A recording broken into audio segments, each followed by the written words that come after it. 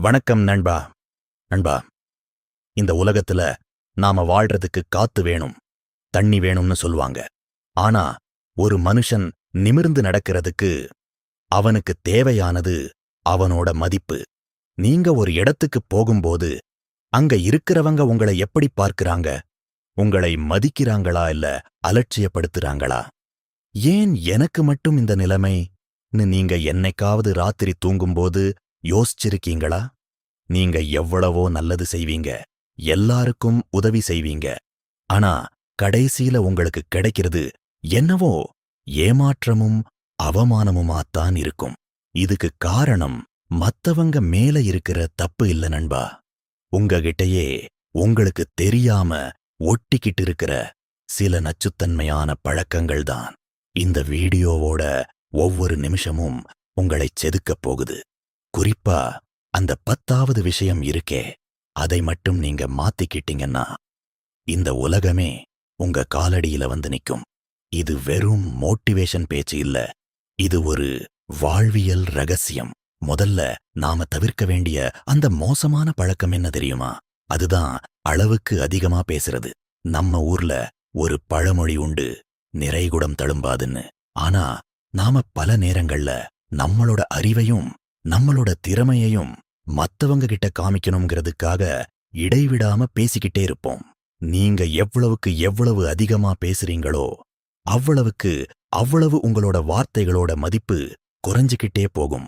ஒரு சபையிலே நீங்க கவனிப்பவரா இருக்கணுமே தவிர எப்பவும் சத்தம் போடுறவரா இருக்கக்கூடாது. மௌனம் ஒரு மிகப்பெரிய ஆயுதம். நீங்க கம்மியா பேசும்போது நீங்க பேசுற அந்த ஒரு வார்த்தைக்காக இந்த உலகம் காத்திருக்கும். இவன் பேச மாட்டான், ஆனா பேசினா அதுல ஒரு அர்த்தம் இருக்கும். உங்கள பத்தி ஒரு பிம்பம் வரணும். தேவையில்லாத நேரத்துல ஜோக் அடிக்கிறது, எல்லா விஷயத்திலையும் மூக்க நுழைக்கிறது, இதெல்லாம் உங்களை ஒரு கோமாளியாத்தான் காட்டும். மத்தவங்களோட பேச்சை முழுசா கேட்டுட்டு அப்புறமா உங்க கருத்தைச் சொல்லுங்க. அதுதான் ஒரு தலைவனுக்கான அடையாளம். அடுத்ததா, நம்ம பல பேர்கிட்ட இருக்கிற ஒரு பலவீனம் எல்லாத்துக்கும் விளக்கம் கொடுக்கிறது. யாராவது நம்மள தப்பா நினைச்சிடுவாங்களோங்கிற பயத்துல நாம செய்யற ஒவ்வொரு சின்ன விஷயத்துக்கும் மத்தவங்க கிட்ட போய் ஜஸ்டிஃபிகேஷன் கொடுத்துட்டு இருப்போம். இல்ல, நான் அதை அப்படிச் செய்யல, நான் இப்படித்தான் நினைச்சேன்னு நீங்க கெஞ்சுற ஒவ்வொரு நிமிஷமும் உங்க மதிப்பு அங்கே குறைஞ்சிக்கிட்டு இருக்கு. ஒரு விஷயம் புரிஞ்சுக்கோங்க நண்பா, உங்களை நேசிக்கிறவங்களுக்கு உங்க விளக்கம் தேவையில்லை. உங்களை வெறுக்கிறவங்க உங்க விளக்கத்தை ஏத்துக்க போறது இல்லை. உங்க செயல்கள் பேசட்டும், உங்க வார்த்தைகள் இல்லை. நீங்க சரியா இருந்தா அமைதியா இருங்க. அந்த அமைதிதான் நீங்க கொடுக்கிற மிகப்பெரிய பதில். உங்க மேல நம்பிக்கை இருக்கிறவங்க உங்க கூடவே இருப்பாங்க, இல்லாதவங்க விலகிப் போறதுதான் உங்களுக்கு நல்லது. 3வது மிக முக்கியமான பழக்கம், அழைக்காத இடத்துக்குப் போறது. இது ரொம்ப சின்ன விஷயமா தெரியலாம், ஆனா உங்க கௌரவத்தை இதுதான் தீர்மானிக்குது. ஒரு விசேஷமோ ஒரு சந்திப்போ உங்கள அங்க மதிக்கலன்னு தெரிஞ்சா, இல்ல உங்கள முறையா அழைக்கலன்னு தெரிஞ்சா தயவு செஞ்சு அங்க போகாதீங்க. உங்க இருப்புக்கு ஒரு மதிப்பு இருக்கணும்னா உங்க இல்லாமை அங்கே உணரப்படணும். நீங்க அங்க போறது மூலமா நான் இவ்வளவுதான், என்னை எப்படி நடத்தினாலும் நான் வருவேன்கிற ஒரு தப்பான செய்தியை அவங்களுக்குச் சொல்றீங்க. பசியில செத்தாலும் பரவாயில்லை, மதிக்காத இடத்துல போய் ஒரு வாய் தண்ணி கூட குடிக்காதீங்கன்னு பெரியவங்க சும்மாவா சொன்னாங்க? உங்க செல்ஃப் ரெஸ்பெக்ட் தான் உங்க சொத்து. அதை ஒருபோதும் யாருக்காகவும் விட்டுக் கொடுக்காதீங்க. 4வது விஷயம், மத்தவங்களோட நேரத்தை மதிக்காம இருக்கிறது மற்றும் உங்க நேரத்தை மத்தவங்களுக்கு இலவசமா கொடுக்கிறது. நேரம்ங்கிறது போனா வராத ஒரு செல்வம். நீங்க மத்தவங்களுக்காக எப்பவும் ஃப்ரீயா அவைலபிளா இருந்தீங்கன்னா உங்கள ஒரு ஸ்பேர் பார்ட் மாதிரி தான் பாப்பாங்க. தேவைப்படும்போது மட்டும் உங்களை எடுப்பாங்க, மத்த நேரத்துல ஓரமா வச்சிடுவாங்க. உங்களுக்கென்று ஒரு தனிப்பட்ட வேலை இருக்கணும், உங்களுக்கென்று ஒரு லட்சியம் இருக்கணும். ஒருத்தர் கூப்பிட்ட உடனே எல்லாத்தையும் போட்டுட்டு ஓடுறது அன்பு கிடையாது, அது அடிமைத்தனம். அதே போல மத்தவங்களோட நேரத்தையும் நீங்க மதிக்கணும்.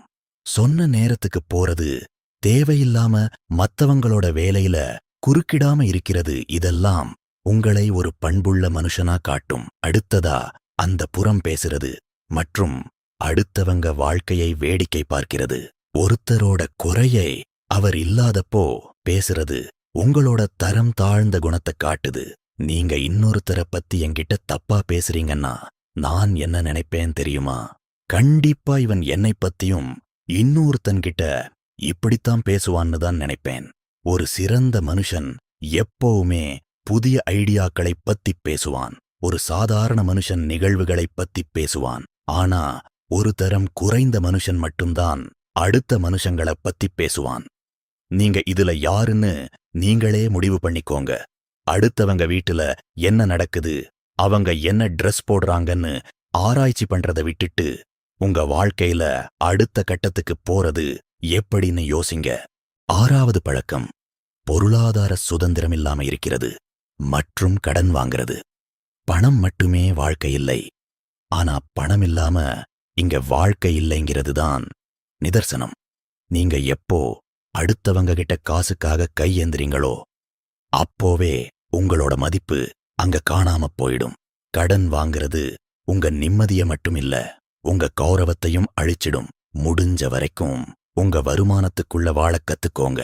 ஒரு சின்ன வேலையாவது செஞ்சு உங்க சொந்த கால்ல நிக்க பழகுங்க. ஒருத்தர் முன்னாடி தலை குனிஞ்சு நிக்காம இருக்கிறதுக்கு உங்க கையில இருக்கிற உழைப்புதான் ஒரே வழி. விவேகானந்தர் சொன்ன மாதிரி வலிமைதான் வாழ்க்கை, பலவீனமே மரணம்.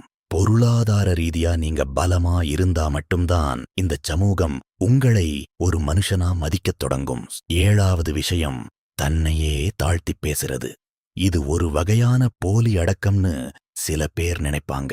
எனக்கெல்லாம் ஒன்னும் தெரியாதுங்க, நான் ஏதோ சாதாரண ஆளுதான், என் ஜாதி அப்படி, என் ஊர் அப்படின்னு நீங்களே உங்களை மட்டம் தட்டிக்கிட்டா இந்த உலகம் உங்களை விட மோசமா மட்டம் தட்டும். அடக்கம் வேற, தாழ்வு மனப்பான்மை வேற. உங்ககிட்ட இருக்கிற திறமைய நீங்க அங்கீகரிக்கலன்னா வேற யாரு அங்கீகரிப்பா? உங்களை நீங்களே நேசிங்க, உங்களை நீங்களே ஒரு ராஜாவா நடத்துங்க. அப்போதான் இந்த உலகம் உங்களை ஒரு ராஜாவா பார்க்கும். உங்களோட சின்ன வெற்றிகளை கூட கொண்டாடுங்க. என்னாலையும் இது முடியுங்கிற அந்த திமிரான தன்னம்பிக்கை உங்க நடையிலையும் பேச்சிலையும் இருக்கணும். 8வது பழக்கம் வாக்குறுதி கொடுத்துட்டு அதை காப்பாத்தாம இருக்கிறது. ஒரு சின்ன விஷயமா இருந்தாலும் சரி, ஒரு பெரிய காரியமா இருந்தாலும் சரி, உங்களால முடியலன்னா முடியாதுன்னு சொல்லிடுங்க. ஆனா செய்றேன்னு சொல்லிட்டு செய்யாம விடுறது உங்களை ஒரு நம்பகத்தன்மை இல்லாத ஆளா காட்டும்.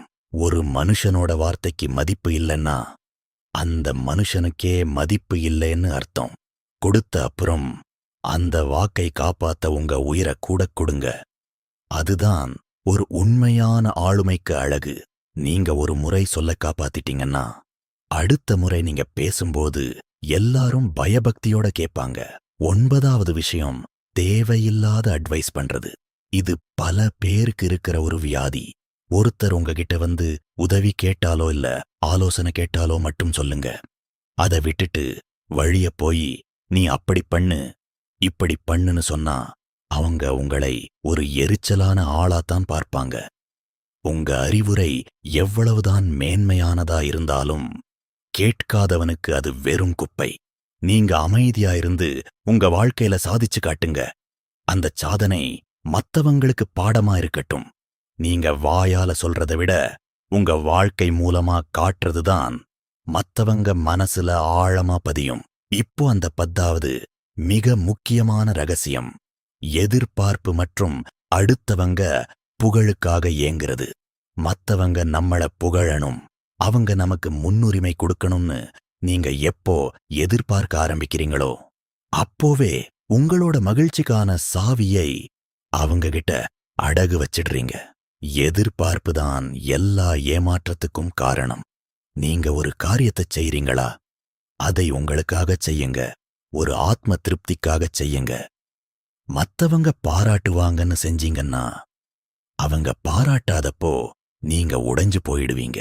நீங்க எப்போ எதையுமே எதிர்பார்க்காம உங்க கடமைய செய்ய ஆரம்பிக்கிறீங்களோ அப்பதான் நீங்க ஒரு மாபெரும் சக்தியா உருவெடுப்பீங்க. உங்க மதிப்பு உங்க உள்ளுக்குள்ள இருந்து வரணும், வெளியே இருந்து இல்லை.